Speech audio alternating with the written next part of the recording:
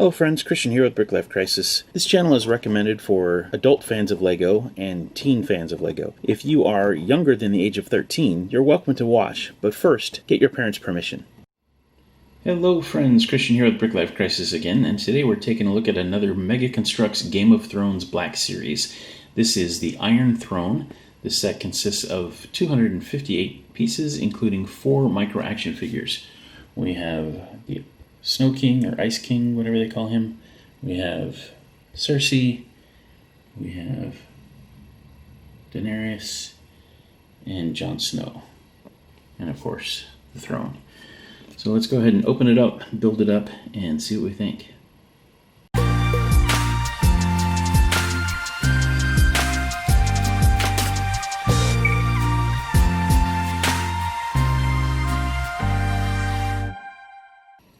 Alright, here it is, the Iron Throne, along with Cersei, the Night King, Jon Snow, and Daenerys. These figures are really good. The throne was a satisfying, although slightly difficult, build. And yeah, very cool. Let's go ahead and take a closer look at each component one by one. Alright, first up we have Cersei. She's done fairly well. She has kind of this rubberized skirt. Her face sculpt and hair, crown is all pretty good. This little peg sticking out the back with the clip on it is so that she can be placed in the throne without falling off. But that comes off and there's just like a backpack hole there. I do like the detail on the neck and shoulders, and let's go ahead and move the skirt a little bit and you can see what's underneath. That sounded bad, but you know what I mean. So under the skirt are just some plain black legs, and interestingly, there is not a crotch piece there. It's not really necessary, I suppose, but it might add a little bit of stability to the figure. But what we have there is just the post that the legs attach and the waist attached to. But you don't ever see it, I guess, if the skirt is down properly. But that was kind of interesting, I thought. And here we have Daenerys. She has a really nice torso and skirt. The paint applications are very nice. The hair sculpt is good. The face sculpt is pretty good. This bandolier kind of thing is a strap that is removable, but it came pre-assembled. Like Cersei, if you lift up the skirt, and as you can see, she does not have a crotch piece either. Not essential, again, because it is covered up by the skirt, but it might have added a little bit of strength to the character, just in terms of being able to stand and stuff like that, but not essential. It works out okay. And here we have the Night King. He has this kind of long ice spear sword thing. If we remove that, get a little bit better look at the figure. The head sculpt is really pretty good. It's kind of a frosted trans blue with some very light gray or maybe whitish paint application. The armor is nicely done. He's got some trans blue hands as well. If we raise his skirt piece, he does have a crotch piece. So unlike the 2 female figures, he does have that extra stability there. Maybe because they figure you'll put him into battle poses or something. But anyway, nicely done figure. Yeah, sufficiently menacing, I think. And finally we have Jon Snow with his signature sword. He's got some nice clothing and pretty good sculpt all the way around. I like the head.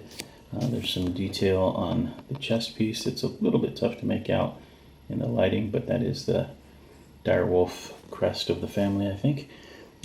If we lift his waist piece, you can see that he actually does have a crotch piece, just like the Iron King, so that will make him a little bit more stable when you try to put him in battle poses.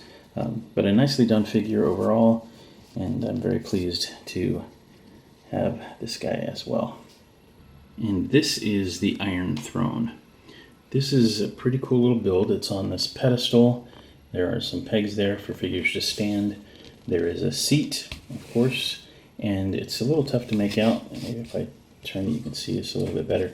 There is a transclear rod that attaches to the floor, and that allows for a figure.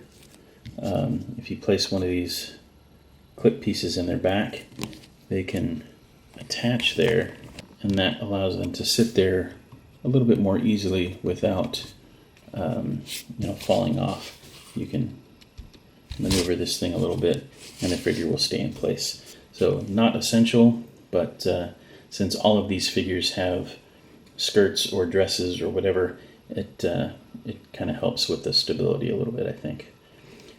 We have some nice detail on the sides with candles, little sconces. The build-up of the throne itself is pretty good. On either side we have a bunch of swords, and then if we remove those swords, there are 3 on each side, and then sculpted underneath are several other swords on the arms of either side of the throne. So we have 3 swords on clips just to add some additional detail, but the others are sculpted. Then up here we have 5 swords clipped in place, and then a bunch of sculpted swords behind. Then we have 4 more swords in the back, and then we have these spires coming out of the top. Whoops. So over the top we have the lion, but there are 3 additional sets there. So if we move these pegs just to the side a little bit, then you can remove these other discs, and there is one a little tough to see. Let's see. There we go. You can see that better. That's the direwolf head, and we have the dragon, and this one kind of a frost blast to represent the Night King and the White Walkers. So depending on who you want to have sitting on the throne, you can change out that disc. So we've got the one for Cersei and House Targaryen. And we have the White Walkers. We have the dragon for Daenerys, and the direwolf for Jon Snow. The build-up of this thing is pretty good, but it was a little complicated, all of this stuff, getting the angles quite right. It's still not perfect, but as close as I'm going to get it for now. And then this was kind of interesting. These are kind of like the tail of an airplane, these pieces, and they just sit back there so that you can put these extra discs in place. And then there are these clips on the side to allow you to kind of hold them in place. And it's kind of a cool thing. When this set was originally made, the series was still in production, and so it was not clear at the time who was going to be sitting on the Iron Throne, and that's why they included the 4 different figures, the presumptive nominees, if you will, for sitting on the throne, and the 4 different discs. So anyway, if you've seen the show, you know who ends up on the throne, and but if not, I won't spoil anything for you. Incidentally, if you haven't seen the show, I do recommend it. It's not for everyone, and it's definitely for mature audiences. This set, incidentally, is intended for ages 16 and up, so take that for what it's worth. But I thought it was a pretty good set. I really enjoyed the show. I enjoyed this build. I enjoyed the other Game of Thrones sets that I've gotten in the past, the White Wall, or the Wall, and the Rhaegal Dragon. So if I find any more, I will get them, but at this point they're no longer at retail, except for clearance places like Marshalls and Ross, so check there if you're interested. So it's a little bit difficult to get actual retail information because there is no such thing, as far as I know, as a brick set or anything of the like for Mega Construx.